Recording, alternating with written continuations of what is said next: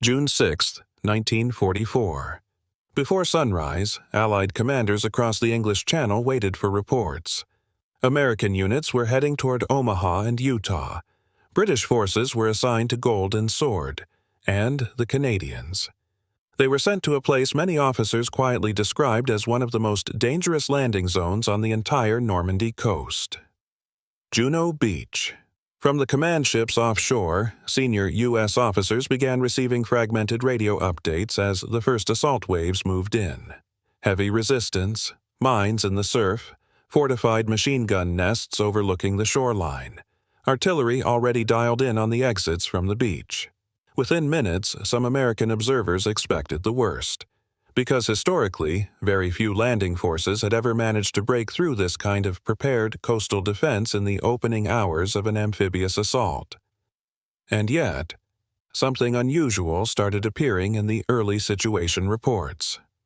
Canadian assault units weren't stopping at the shoreline. They were pushing inland. At first, U.S. command staff believed the early incoming messages had to be incomplete. Or worse, optimistic. Because what they were hearing from Juno Beach didn't match the expected pattern of a heavily defended amphibious landing. The first wave had taken casualties. That much was clear. Landing craft had been hit before they even reached the shoreline. Naval engineers reported underwater mines still intact in several sectors, and machine gun positions overlooking the exits from the beach were actively firing on incoming troops. Under these conditions, doctrine suggested one outcome. Units would stall on the sand, pinned down, forced to regroup under fire before attempting to advance. That's what planners had trained for. That's what simulations predicted. That's what previous amphibious operations had shown time and time again. But Canadian assault units at Juno were already moving past the first line of beach obstacles. Some platoons were pushing toward the seawall within minutes of landing. Others were finding narrow gaps between minefields and anti-tank defenses, and exploiting them immediately. Combat engineers began clearing paths while infantry units advanced without waiting for full consolidation. And soon after, one American liaison officer attached to the British Second Army forwarded a brief update to U.S. command. Canadian elements advancing inland faster than scheduled. It wasn't supposed to happen that early. Roughly an hour after the first Canadian landing craft reached the shoreline at Juno Beach, more messages began arriving, this time from forward observers and liaison officers who had landed with the assault units themselves. One transmission stood out. It was short, clear, and according to several American staff officers reviewing the situation logs later that day, deeply unexpected. Lead Canadian units have crossed the seawall. That single line forced planners aboard offshore command vessels to pause, because breaching the seawall wasn't meant to happen in the first hour. German coastal defenses along that stretch had been designed to delay any landing force long enough for inland reserve units to mobilize. Concrete bunkers were positioned ready to fire across the beaches in overlapping arcs. Pre-sighted artillery batteries covered the exits, and inland strongpoints were placed specifically to stop advancing infantry once they cleared the shoreline. The expectation had always been beach secured first, then slow consolidation, then cautious advance inland. Instead, Canadian companies were already pushing through the first belt of defensive strongpoints. Engineers reported demolishing bunker-firing slits. Infantry units moved through partially cleared mine lanes while still under intermittent fire. Some platoons bypassed resistance entirely, moving around fortified positions instead of engaging them directly. Field reports suggested that sections of the advance had already reached the outer edge of nearby coastal villages. One American planning officer reportedly looked up from the situation map and asked, "Are these timings correct?" Because if they were. Then, Canadian forces were moving inland ahead of the original operational schedule, and that had not been anticipated in the first phase of the landings. By mid-morning on June 6th, command boards aboard several Allied naval vessels were already being updated for the third time. Sector progress markers, originally placed based on projected landing timelines, were now being shifted inland in certain areas, but not everywhere. At Omaha, heavy resistance had slowed the advance significantly. Reports from Utah were still being verified. British units at Gold were working through fortified positions step by step, but at Juno, Canadian assault formations had begun moving beyond the initial defensive belt entirely. Updated situation summaries indicated that forward companies were already approaching intermediate inland objectives. In some sectors, they had advanced far enough to begin reorganizing under intermittent artillery fire, something that wasn't expected until later in the day.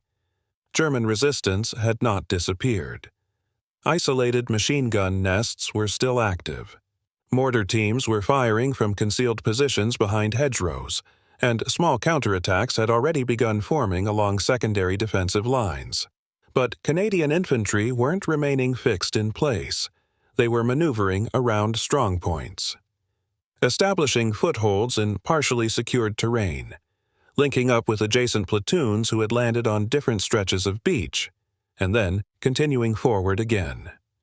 One American liaison officer monitoring progress across the landing sectors reportedly noted, "Juno units are beginning inland consolidation earlier than projected," which raised a new concern among planners. If Canadian forces moved too far ahead of schedule, they might outrun adjacent formations and find themselves temporarily exposed. Shortly before noon, reports from forward Canadian elements began to change in tone. Earlier transmissions had focused on movement, advancement, clearing beach exits. Now, field radios started carrying new updates, enemy resistance forming inland. German defensive units, initially positioned further back from the coastline, had begun moving toward the sectors where Canadian infantry were advancing the fastest. Mortar teams deployed along narrow hedgerow lanes.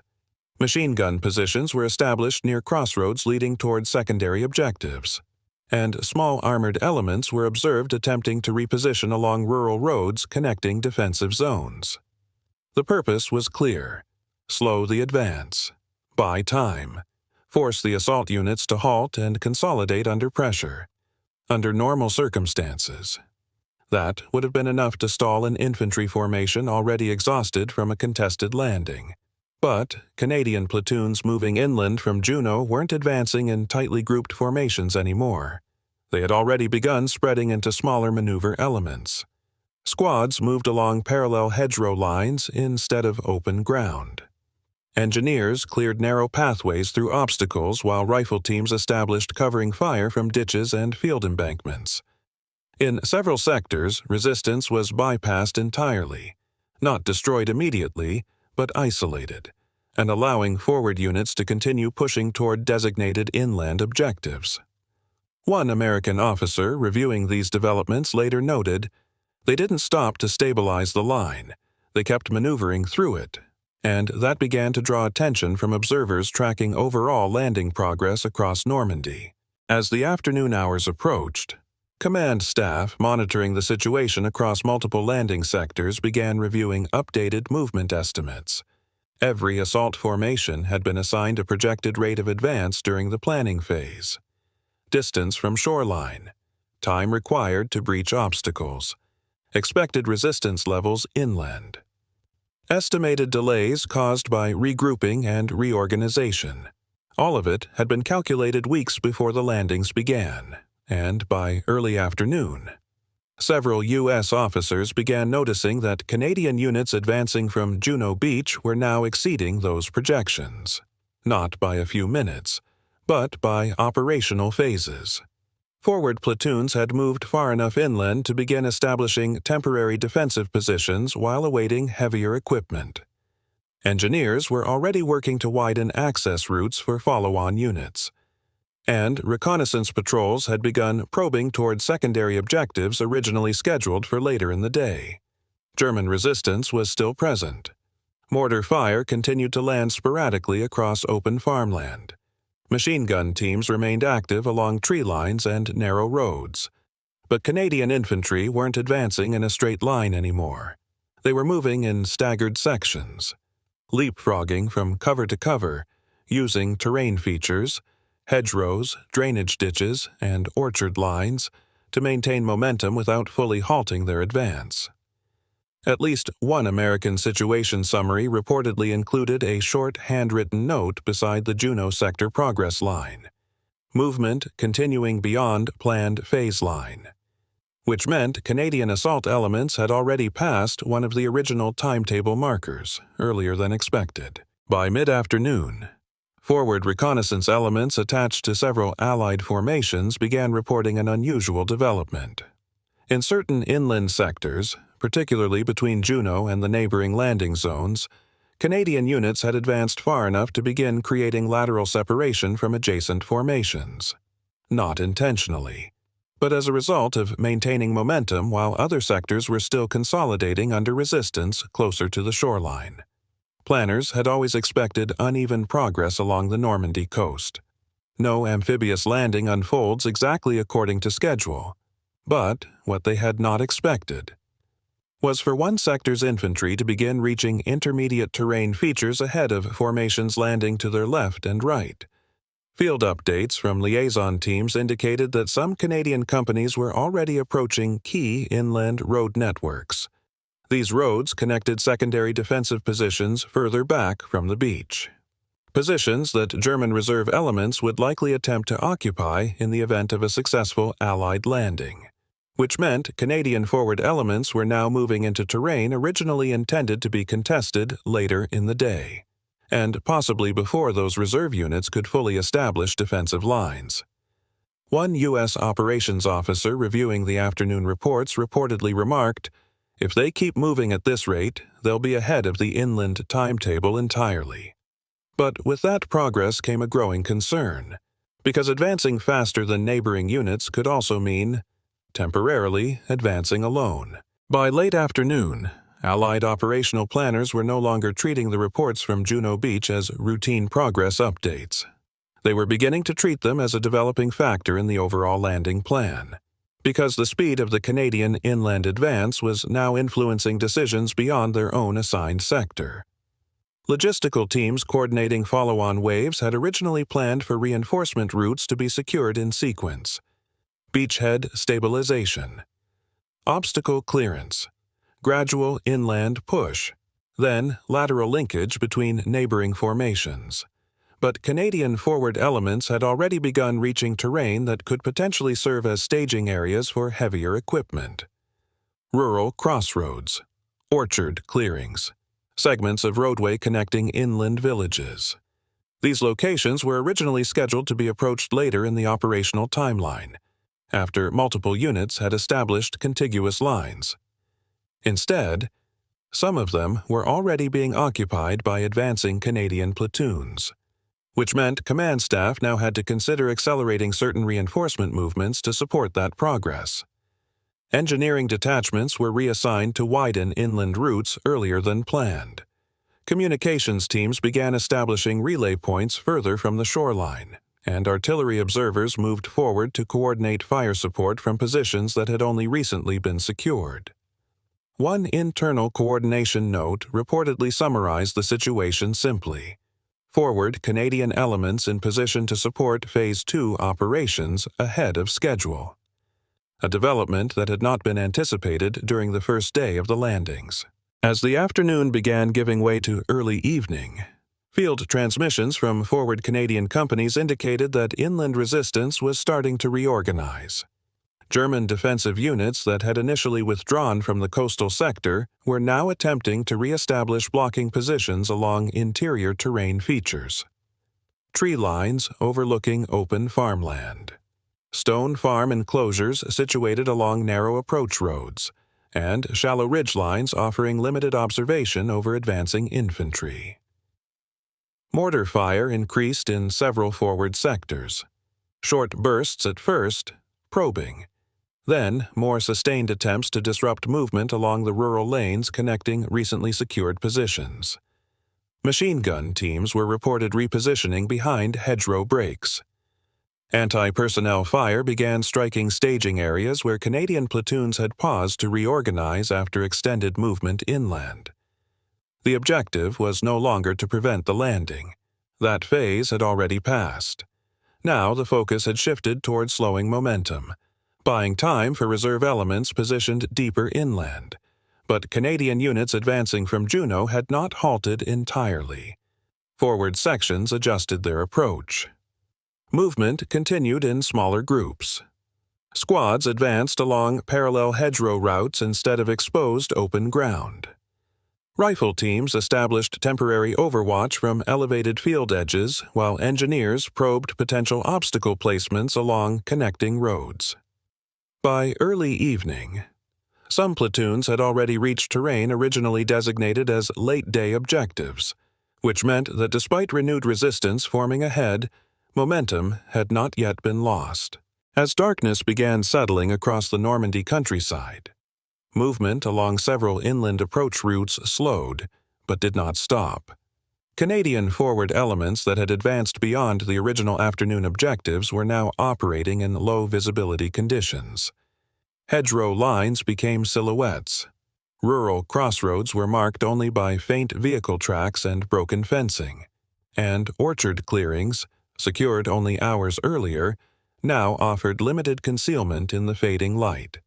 German defensive units, repositioning further inland, began using intermittent artillery fire to probe recently occupied terrain. Short barrages landed along suspected staging areas. Mortar rounds struck narrow road junctions where follow-on units were expected to arrive. Machine gun fire occasionally swept across open field edges, not sustained, but enough to force advancing infantry to move cautiously.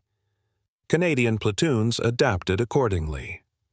Night movement shifted to staggered intervals. Small reconnaissance teams moved ahead of the main formation, checking for newly established defensive positions. Rifle sections advanced between hedgerows using terrain shadows for cover. Engineers marked cleared lanes with minimal light to guide supporting elements arriving from the beachhead. By this point, some forward units had reached positions originally scheduled for consolidation at first light the following morning, which meant that even under reduced visibility and renewed probing fire, the inland advance had not been fully interrupted. Late into the evening of June 6th, operational summaries from multiple landing sectors began arriving at higher command posts. Each report detailed unit progress from shoreline to inland objective. Distances covered, resistance encountered, delays sustained, reorganization timelines. For most sectors, the situation followed expected patterns. Landing, heavy resistance, gradual consolidation, limited advance inland while awaiting reinforcement and equipment. But when the Juno sector reports were reviewed alongside the original planning timelines, several differences became immediately apparent. Forward, Canadian units had not only cleared the initial beach exits earlier than projected, they had continued advancing beyond the first designated inland phase lines throughout the afternoon. Some platoons had secured terrain originally intended for overnight consolidation. Others had reached intermediate road junctions before adjacent formations had fully linked along the coastal sectors. Engineers had begun widening inland routes hours ahead of schedule. Reconnaissance patrols had probed terrain that operational planners had expected to remain contested until the following morning. And artillery observers had already repositioned forward to support continued movement inland if required. German resistance had slowed progress in certain areas. Mortar fire remained intermittent. Small defensive positions had forced brief pauses.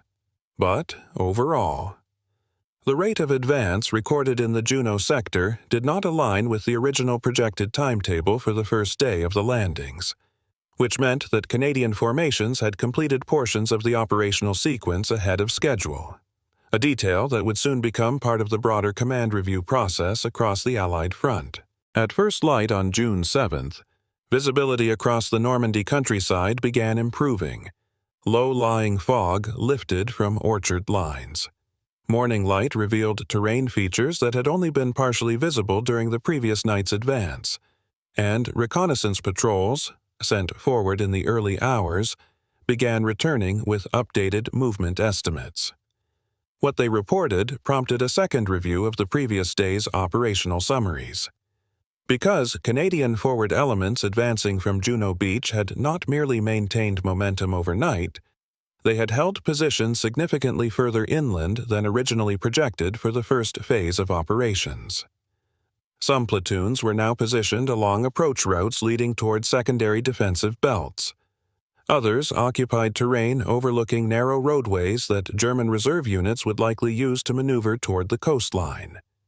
In certain sectors, Canadian companies had advanced far enough to establish observation over open farmland extending toward inland villages.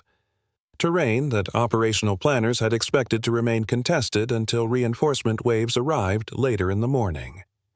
Engineering teams began linking cleared inland routes to support vehicle movement. Communications detachments established relay points closer to forward companies, and artillery observers adjusted fire support coordinates based on updated frontline positions.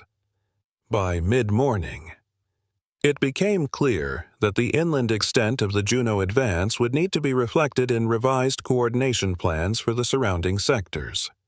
Because Canadian units were now operating from positions that had not been anticipated during the initial planning phase of the landings. By late morning on June 7th, updated coordination maps from multiple landing sectors had finally been consolidated into a single operational overview. For the first time since the landings began, planners could directly compare the inland extent of the advance across each assigned beach.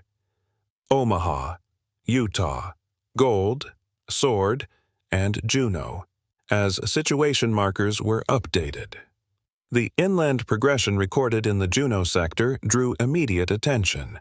Forward Canadian companies had not only breached the coastal defenses earlier than projected, they had maintained enough momentum to occupy terrain initially designated for later operational phases. Intermediate road junctions, observation points overlooking approach routes, sections of farmland connecting inland defensive belts. In some areas, Canadian infantry were now positioned in far enough forward to influence potential German reinforcement movements toward the coastline.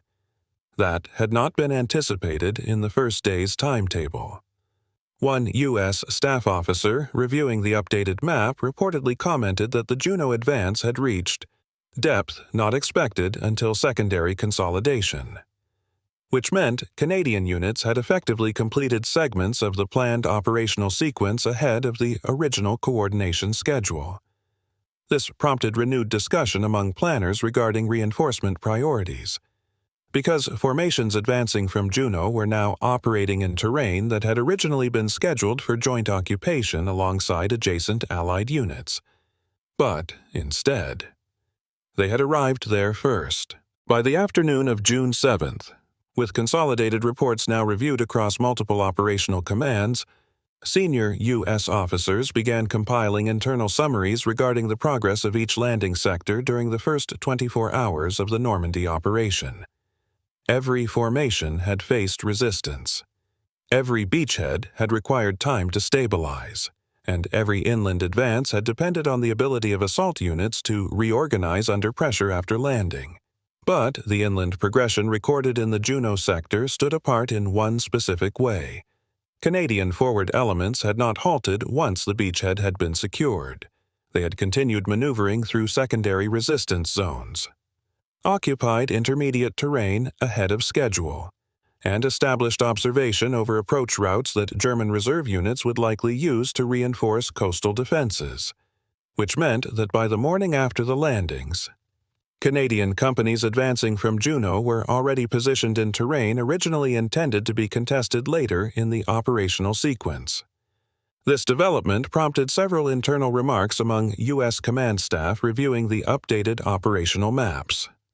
One summary reportedly described the advance simply as maintained forward momentum beyond projected consolidation phase. Another observation noted that Canadian infantry had reached inland positions capable of influencing lateral coordination between adjacent Allied formations, a detail that would later be included in broader assessments of first-day landing progress across Normandy. Because while each sector had faced its own challenges, The timing of the Juno advance had required planners to reconsider how quickly certain inland objectives could be secured once coastal defenses were breached.